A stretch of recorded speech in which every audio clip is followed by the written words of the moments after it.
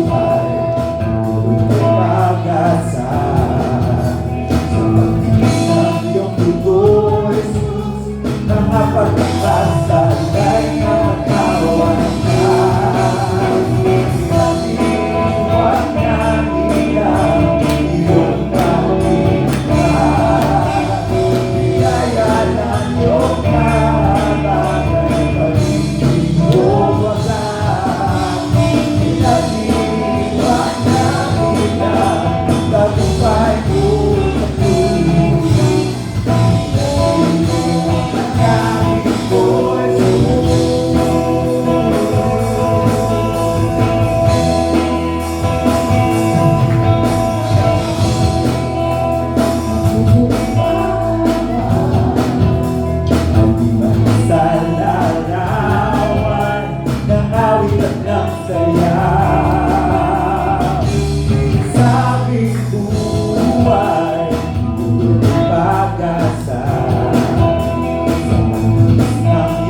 krus. Pagkakasalay na patawad na, pinag-iwan namin ang iyong pag-ibig. Biyaya mo ang pag-ibig mo wagas. Pinag-iwan namin ang tagumpay mo sa krus.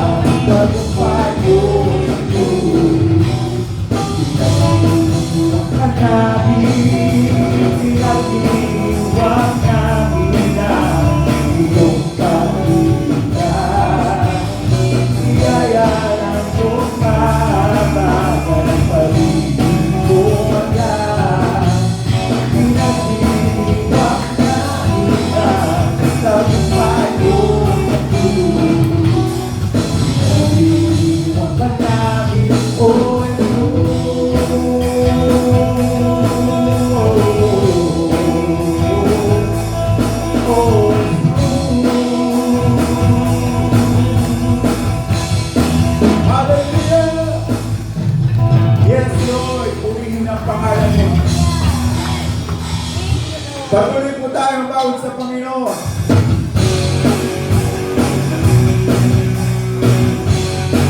Sabat na iba ang loob ng pagpapala. Hallelujah!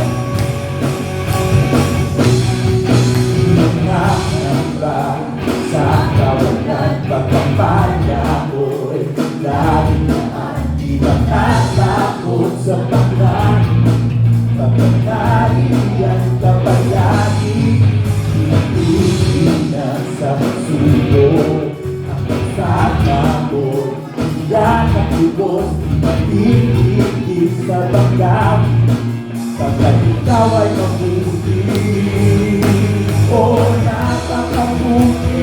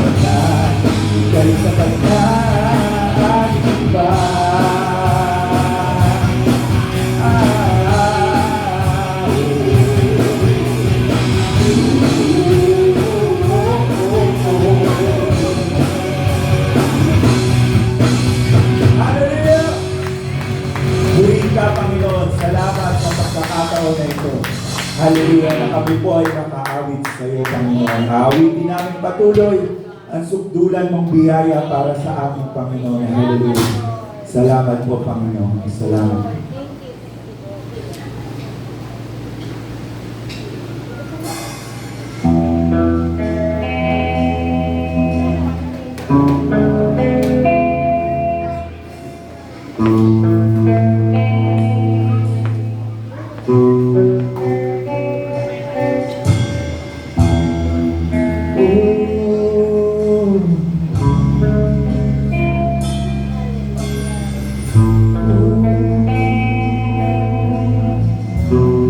Habang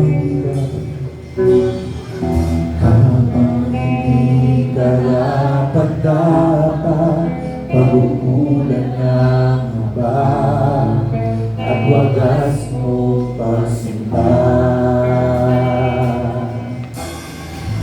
Habang walang kakayanan, masuklian ka ng mabuti sa lahat mong ginawa. Yakap mo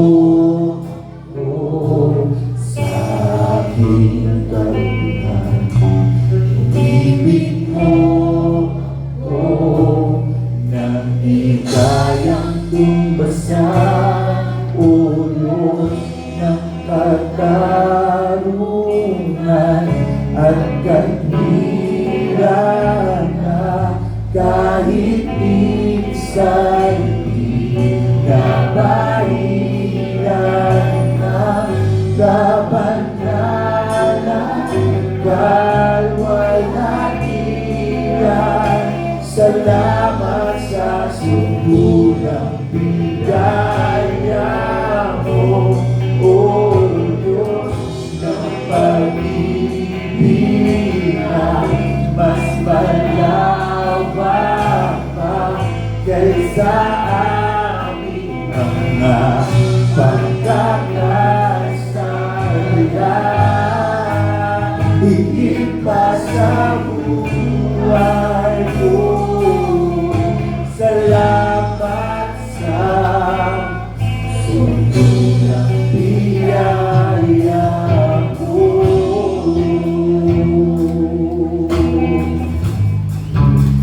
Hallelujah.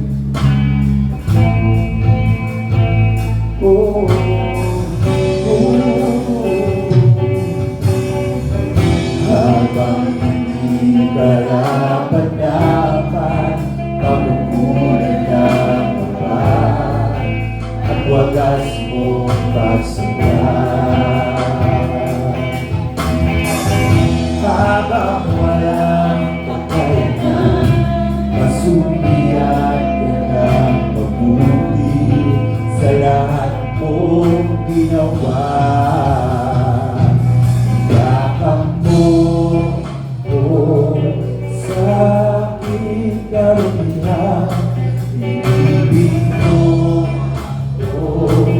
nang di kayang tumbasan ulo ng katarungan at katwiran na kahit minsan kabahiran ng kabanalan, kalwalhatian. Salamat sa sundo ng biyaya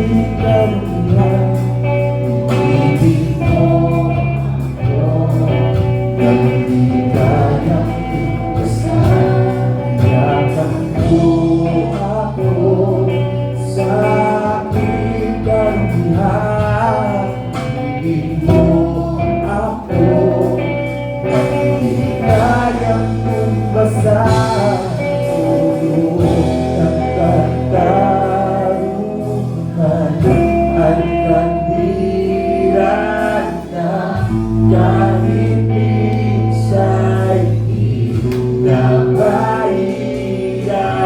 ang kapanalan dahil walang iyan. Salamat sa sulang pinaya mo, o Diyos ng pag-ibig na mas malawak pa kaysa ating pagkakasala. Higit pa sa buhay ko, salamat sa biyaya mo.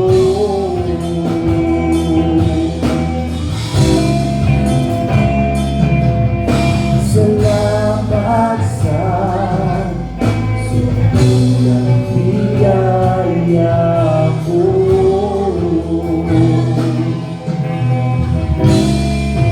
Oh, salamat sa sobrang biyaya mo.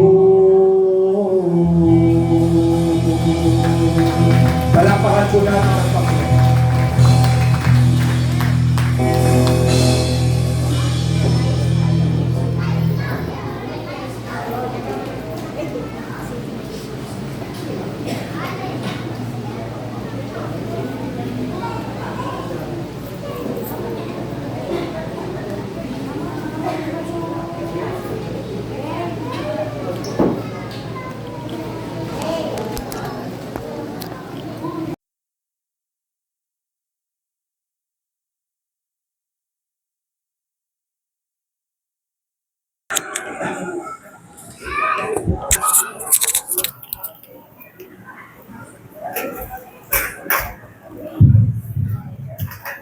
I am. Merong ang sarap banggitin tuwing umaga yung magkatunog sila. I am healthy and wealthy. I am healthy and wealthy. Nagkaroon ng Christmas party yung isang church, puro kalalakihan. Na-share ko po itong I am, itong Kingdom Within. Tuwa po sila. Kasi ang dami nga naman sa Google na nagsasabing ng ating identity in Christ. Walang katapusan yung listahan. Yung sinasabing you are blessed ng Bible, pwede i-convert yun sa I am blessed. You are the light of the world, I am the light of the world. You are healed, I am healed. You are blessed, I am blessed. So yun yung paraan para ma-align ka sa truth. Word of God yan eh. Kuha niyo po, ina-align mo lang ang sarili mo doon sa truth, doon sa Word of God, na? At ina-align mo rin yung sarili mo kay Jesus sapagkat we are one spirit with Him. Sino ba lumalalim dito? May natututuhan ba kayo? Ang tagal na ng message natin about the kingdom.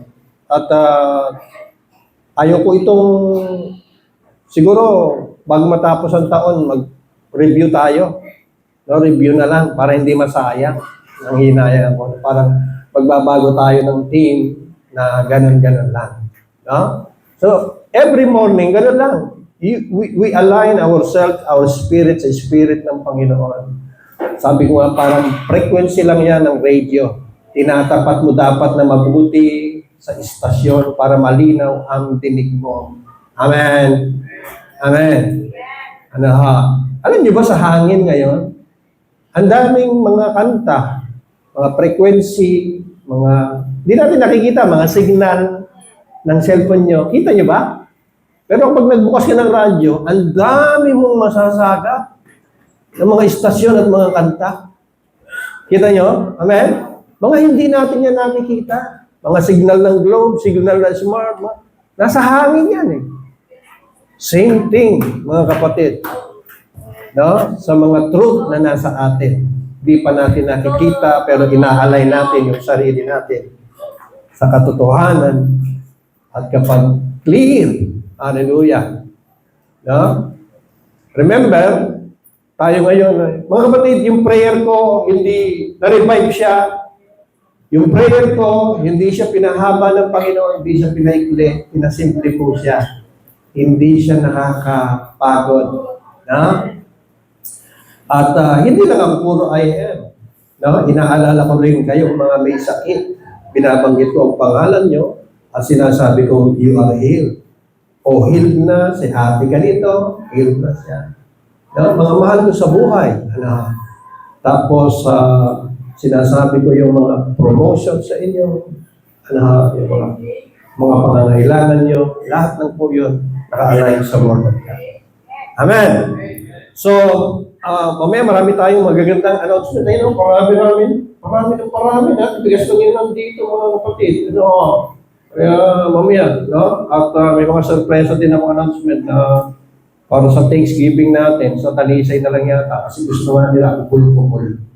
At basta, magaganda po yung mga darating. Sana makarating kayo sa Thanksgiving natin, last Sunday na December, may mga parapol din po ang bookstore. Parang naman maramdaman niyo din ang bookstore. Alam niyo bang bukas ay magbuburakay ang mga pastor? Natutuwa po kami, nakakaiyak sapagkat hindi namin naranasan itong lahat ng ito. Talagang binilis ng Panginoon ng bookstore kasi mula nung maging supik na siya. Kasi sa Manila, grabe talaga. Binabayaran namin sa Manila, 300,000, 200,000, 250,000. Dito po sa Subic, 90, 110. Ganun lang, mga kapatid. Kaya naging ministry siya talaga ngayon. Dati ang bonus ng pastor sa local lang. Pero ngayon, meron din bonus sa mga pastor sa gusto. So, may bonus na, may pagurakay pa na bukas. Kaya tuwan-tuwa po yung mga pastor, kasama yung mga asawa nila, ibuburakay po namin. Bukas po kami aalis. Kaya pag-pray nyo rin po. Okay, Kingdom Prayers part na po tayo, mga kapatid. Let us pray. Panginoon, sa umaga na ito, hallelujah. Gusto naming mamahinga. Gusto naming mag-relax habang aming pinapakinggan ang truth about ourselves, about your declaration to us, Panginoon, about the truth, about the Word of God, na siyang may final say sa amin. Walang final say sa amin ang aming mga nararamdaman, aming sitwasyon. May final say sa amin ay word of truth galing sa iyong mga salita. Salamat po. Jesus name we pray. Amen. Okay, diretso na po tayo. Hallelujah. Ayan, ayaw na naman. Okay, so, mga kapatid, napakaraming verses sabi natin. Lagi ako may review, hindi na kasi ako. Dami mga verses na nagsasabing, we are in Christ, you are in Christ. Pero, sabi ko rito, lumalalim tayo ngayon sa Christ in us. Pakinggan niyo ako. Ang daming verses na nagsasabing, si Kristo nasa atin, si Kristo nasa atin. Noon pa yan eh. Nung tinanggap po si Kristo, nasa iyo na daw. Nananahan sa inyo. Pero alam niyo, yung mga verses na gano'n, kung wala namang meaning sa'yo, kung walang meaning mo, para lang daw itong, pakinggan niyo ako, para lang daw itong kanta, na hindi mo iniintindi ang lyrics, kahit kinakanta mo. Di ba pwede ka naman kumanta na hindi mo iniintindi yung kahulugan ng kanta? Pwede ka sumabay sa kanta na hindi mo iniintindi yung lyrics. Pwede ka pa nga matouch sa tono, sa kanta na hindi mo naman. Dahil sa tugtog, ang ganda ng pagkakatugtog, nakakalungkot. Pero hindi mo naman iniintindi yung lyrics. Yung mga verses na nagsasabing Christ in you, Christ in you, Christ in you, very familiar ka na. Parang kanta na lang din. Pero tayo, sa LJ Balanga, kinultivate natin. Hinukay natin. yung katotohanan ito. Yung the kingdom of God is within us, hinukay natin. Kasi truth yan sayang naman. No? Sayang naman kung katulad lang sila ng kanta na umiikot sa ating isipan pero hindi natin alam ang kahulugan. Mga kapatid. Amen na ba? Amen? And I pray na ma-share ko to sa mga pastor. Kasi nasubukan ko na i-share to, Christmas party lang na isang men, kalalakihan. Tuntua sila. I am sila ng I am. Amen? Pagyayari nung kainan namin ng kambing, I am sila ng I am. Sabi nila, kakaibang perspective. Kakaibang perspective. No? Of course, merong nag-iisang I am na wag nating babanggitin. Ano yun? I am the Alpha and Omega. Sigad lang yan. Sigad lang yan. Siya yung pasimula at ang wakas. Hallelujah. Okay! Hallelujah. So when we say, I am, in our prayers, we are not begging. Di tayo nagmamakaawa sa Diyos. We are not pleading. Di tayo nakikiusap, di tayo naglilibo sa Ama. Ano, Pastor? No? Hindi ba kayabangan yan? When we say, I am? No. Hindi yabang yun. No?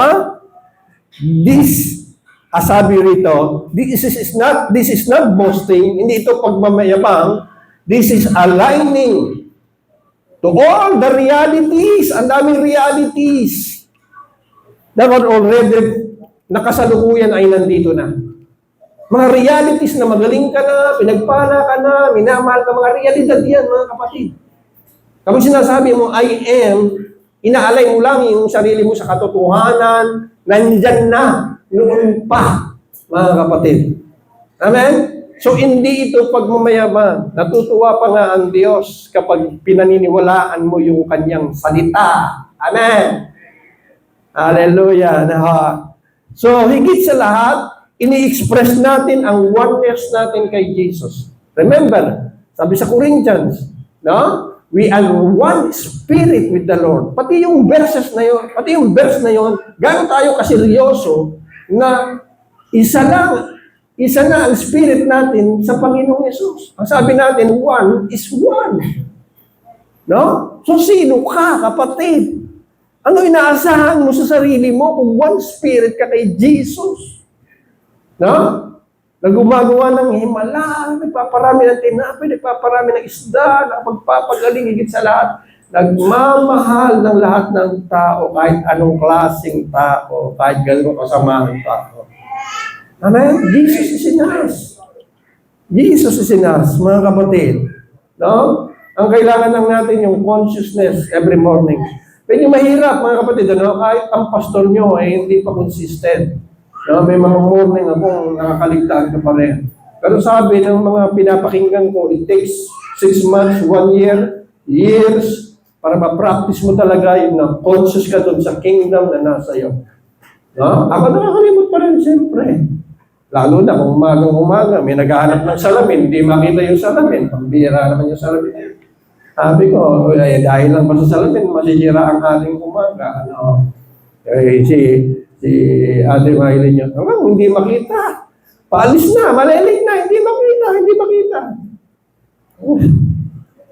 Yung mukha, hindi mo na maipinta kasi siyempre wala siyang makikita. Pupunta sa school, wala siyang makikita, wala siyang salamin. Ay, inayaan ko na umalis. Kalma lang. Kalma lang, Miss Kalma.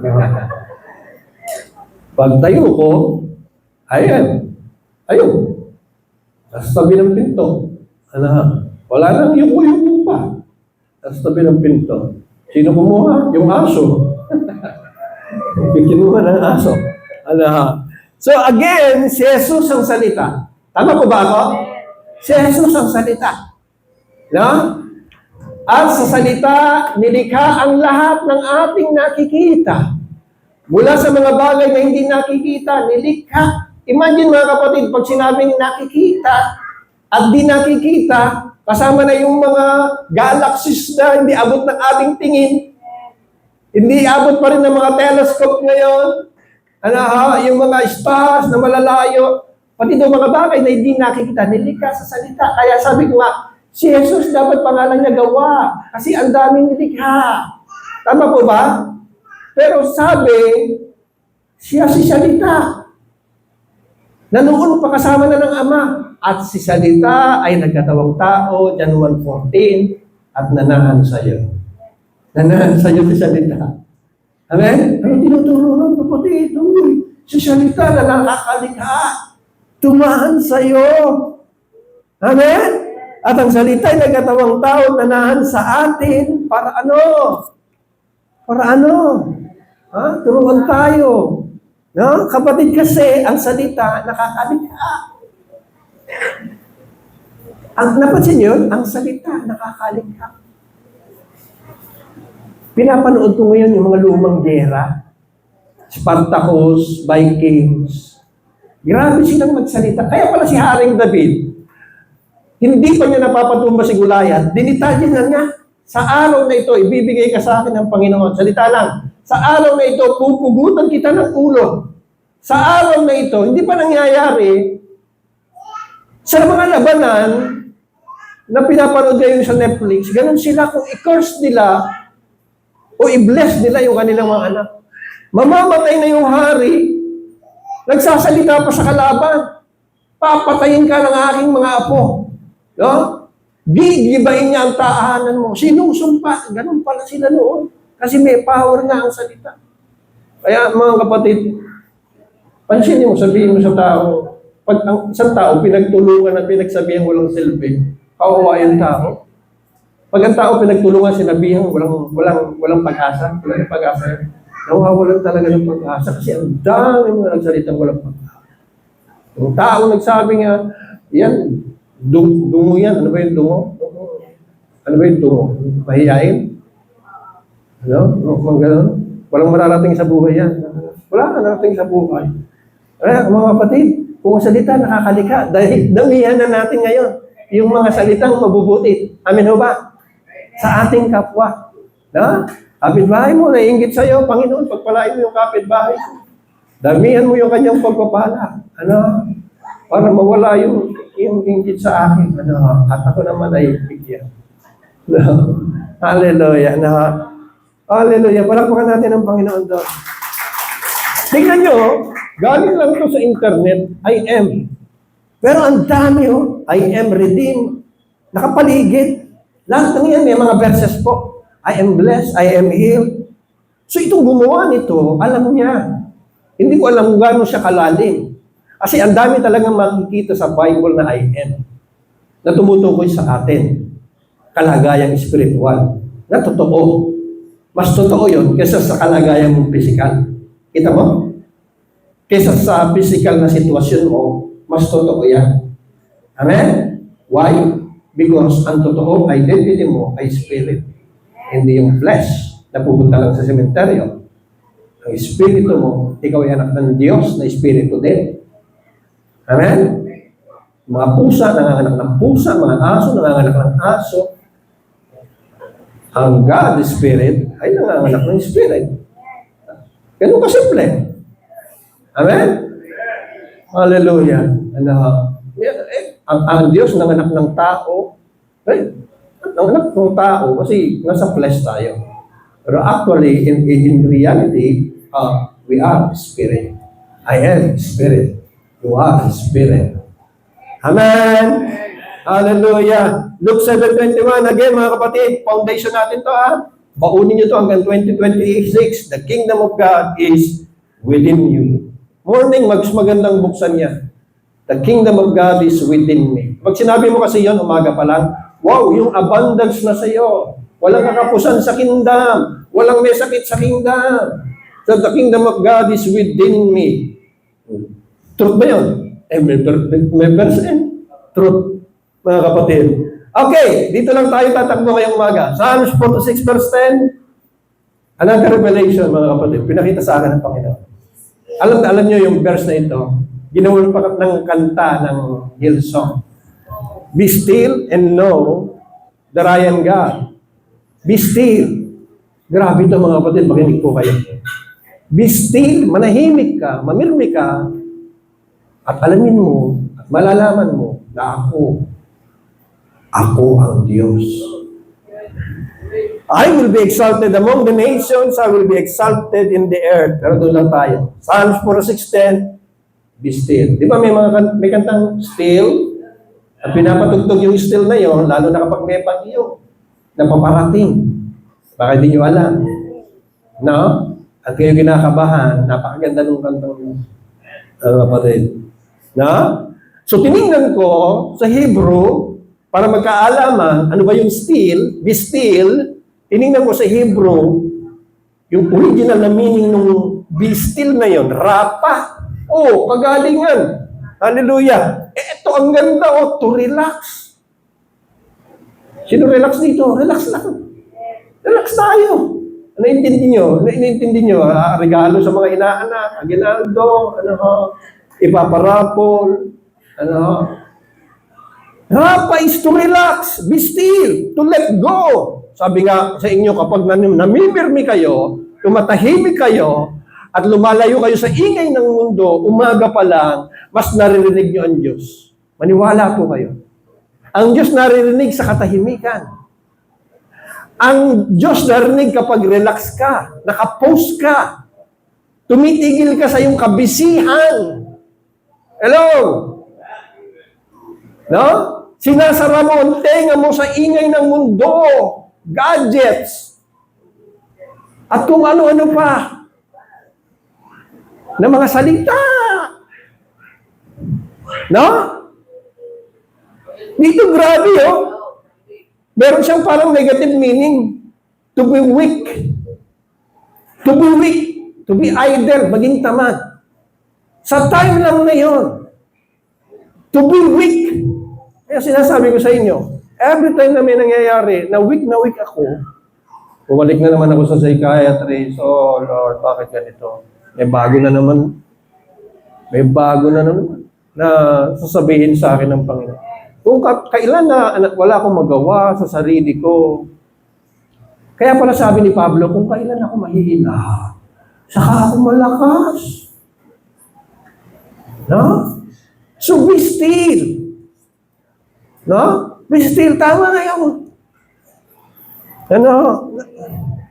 Ang dami ingay ng mundo eh. Ito pa tinignan ko sa New American Standard Bible, yung concordance, ito yung mga kahulugan talaga. Yung be still, hindi lang siya to relax. Mag-sink. Ano sa Tagalog yung sink? Ano sa Tagalog ang sink? Lumubog. Saan basta lumubog? Again, to relax. So dalawa yung malinaw kahulugan ng be still. Mag-sink, lumubog, at mag-relax. Huwag kayong bibitiw. No? To sink is to go down below the surface of something. Sabi ko nga sa inyo, yung surface ng dagat, yung ibabaw. Yung surface ng katawan natin, o ng sarili natin, itong katawan, itong balat, katawan. Mga kapatid, sa dagat, may mga pangmababaw lang na isda. Karamihan, hindi masasarap. Hindi kalidad. Yung mga tuna, wala sa ibabaw eh. Amen? Pero yung mga dekalidad na isda, nasa malalalim sila. Kaya may sinabi ang Panginoon, go deep. Kay Pedro. Now, to sink, lumubog. To go down below the surface. Ito nakita ko mga kapatid, balikan natin ito. Grabe. To go down below the surface. To go down below the surface. Lumubog ka. Mula sa mababaw papunta doon sa malalim. Kaya pala meron tinatawag na malalim yan. Marami kang matututunan dyan. Malalim yung pagkakristyano yan. Remember, kung malalim, di ba? Narinig natin yan? Hindi matagal. Hindi matagal na yan. Matagal ng kristyano yan. Akala ko ba? Ay, ganun ba? Akala ko baby Christian. Mga kapatid, again, ano yung body? Ano yung surface? Yung body.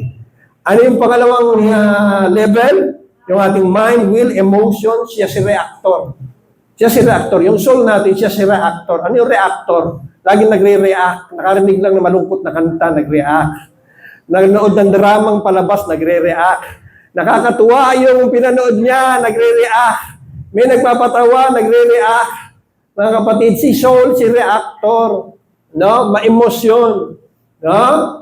Siya si isip, mga kapatid. Pero ito yung spirito, yung higher self natin. Siya yung one with the kingdom, one with Jesus.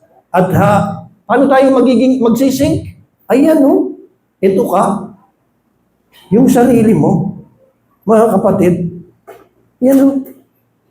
Mula sa surface, sa laman, you go down sa spirit.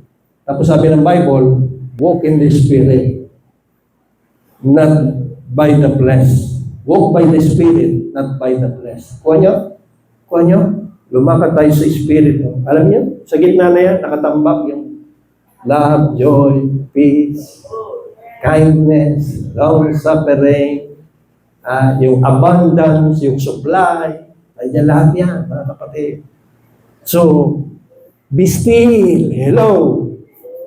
Be still is to be relaxed, to sink, lumalim sa spirit. Amen. Umalis tayo sa surface lang. Dito lang, oh. Of course, hindi mahirap because we are still in the flesh.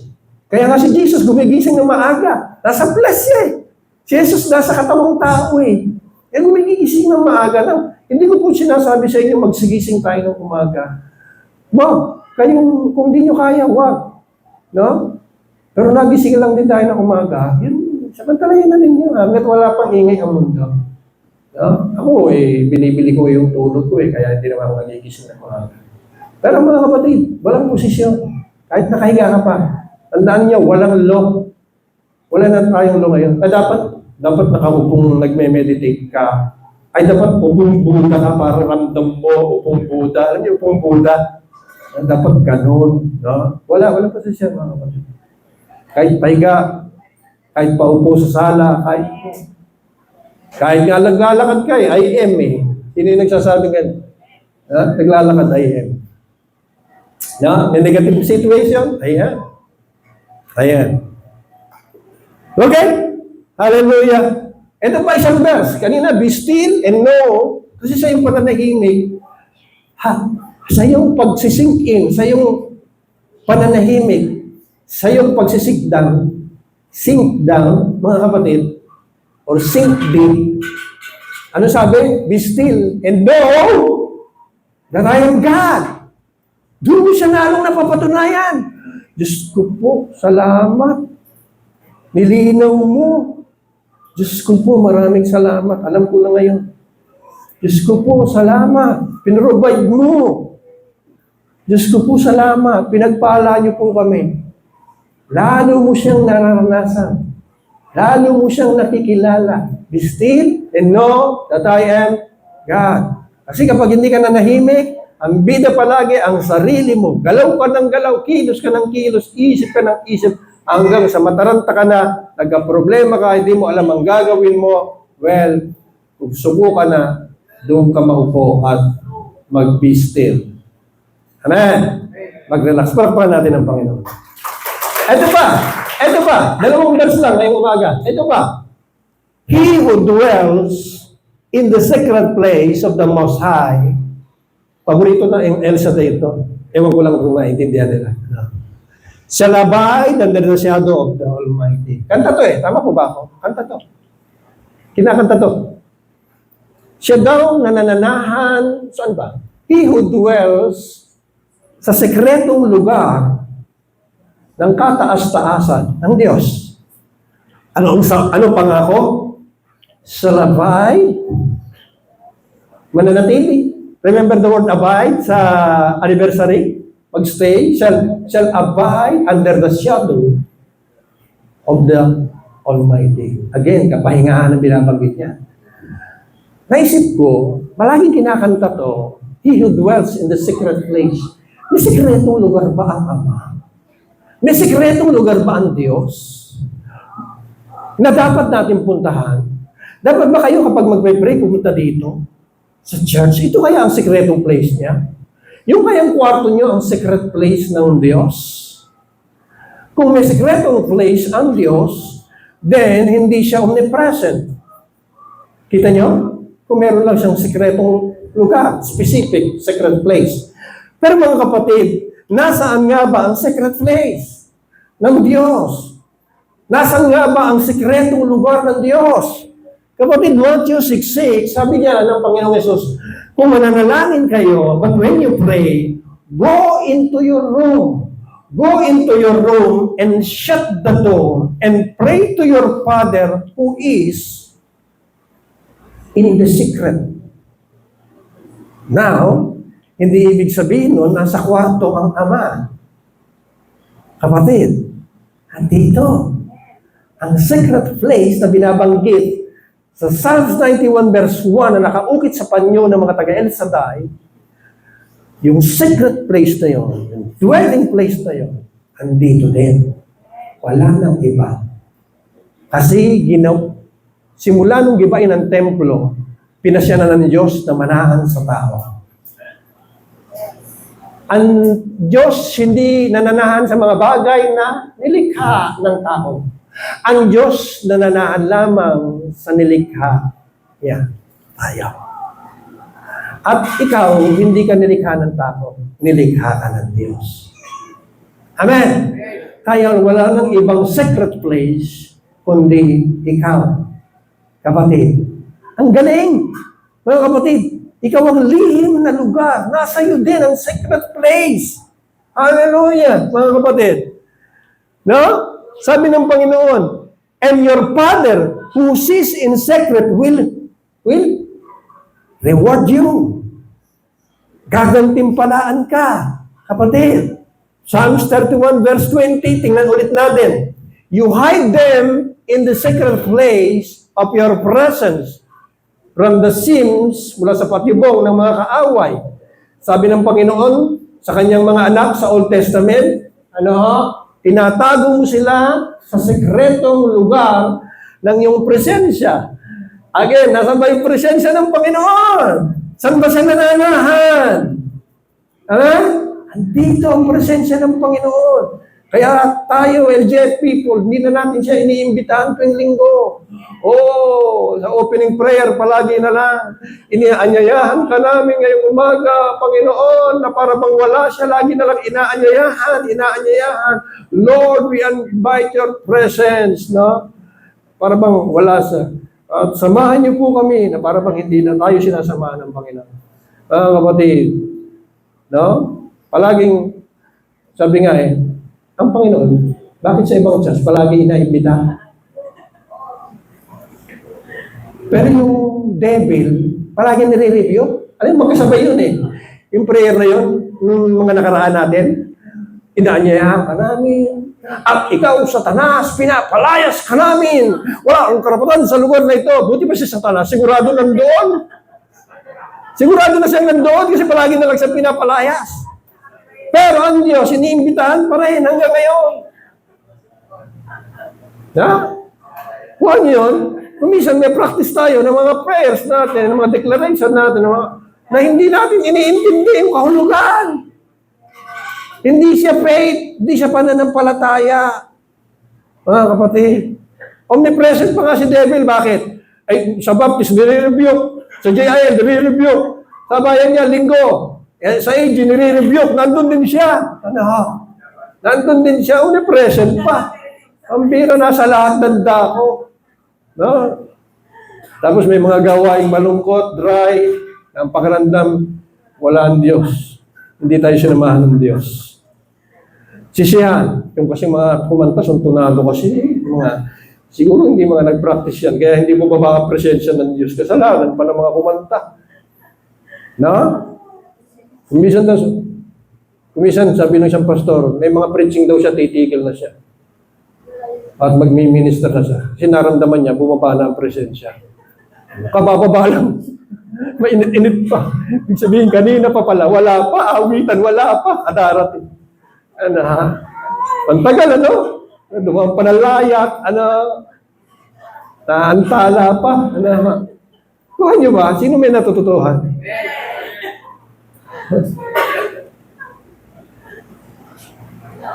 Hallelujah. Pray niyo ako. Share ko sa Thanksgiving. Ako daw speaker sa Thanksgiving. Ayaw ko lang sa Balang Elementary School. Yung stage, parang pampolitiko. Ang hirap. Bihisan pa. Kahit anong picture ng magandang picture, pero pag yun pinos mo, parang wala ka sa, parang hindi spiritual. Ewan ko lang ha. Baka lang mabihisan nyo. Maglagay tayo ng maraming ilaw. Hallelujah.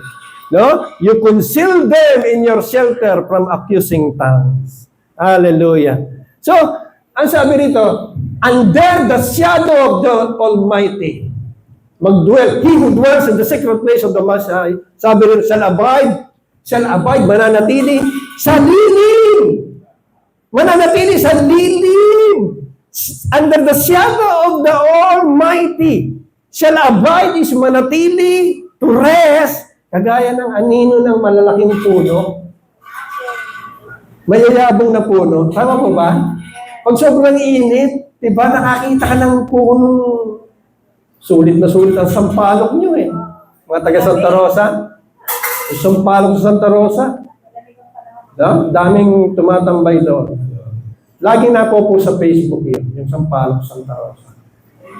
Kasi matanda. Opo, may istorya pa si PJ doon. Nandun pa ba yung karatula doon na malaki? Iyata. Yeah. So yung mga ibon, gusto nila sa mayayabong. Mayayabong na puno, maraming ibon nagpapahinga. Kasi, ano yun eh, may lilim yun eh. Malaki ang lilim nun, mga kapatid. No? Nagsisilbing kapahingahan. No? So tayo din. Uy, tayo din. No? Kapag nagdudwell ka sa secret place of the Most High, tumitigil ka muna, nagre-relax ka muna, mga kapatid, kahit yung mga hindi biblical, again, sasabihin ko sa inyo, mga Hapon, mga Indiano, mga Koreano, natututuhan nilang manahimik, muna, maupo, at mag-meditate, at nakakasumpong sila ng lakas.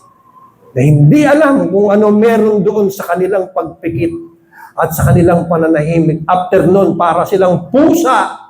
Alam niyo yung pusa? No? Tulog ng pusa. Sandali lang yan eh. Paidlip-idlip sa pasimano, sa bintana. No? Ang pusa, pa 15 minutos lang yan eh. Wala kayong pusang, may pusa kayo nakita? Alas 8 na tulog, alas 7 na gumising. Wala tayong nakitang gano'n. No? Ang mga pusa, pa 15 minutes lang yan. No? Sa gabi nga sila nasa mga bubungan eh. No? Naggagala. Pero araw, pa 15. Pero malalakas.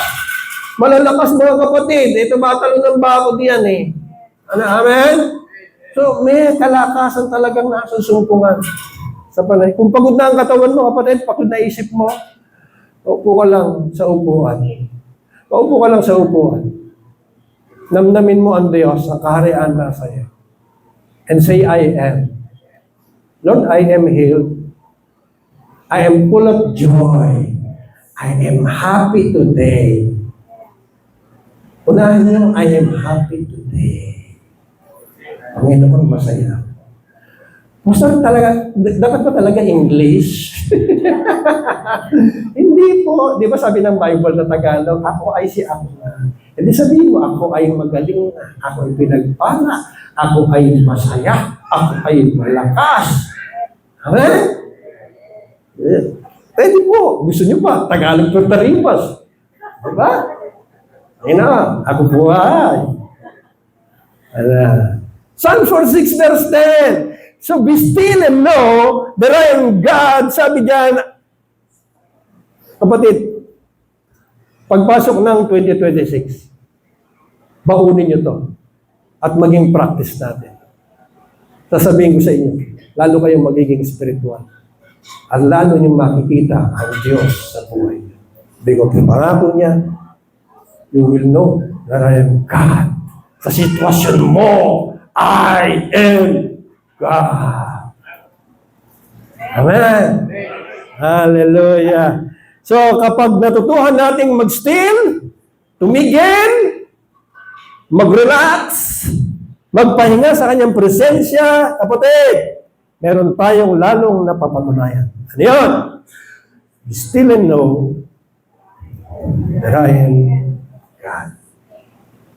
Palakpakan natin ang Panginoon. Kayo po tayong lahat. Hallelujah. Hallelujah. Salamat po. Kaya po pala ang Panginoon.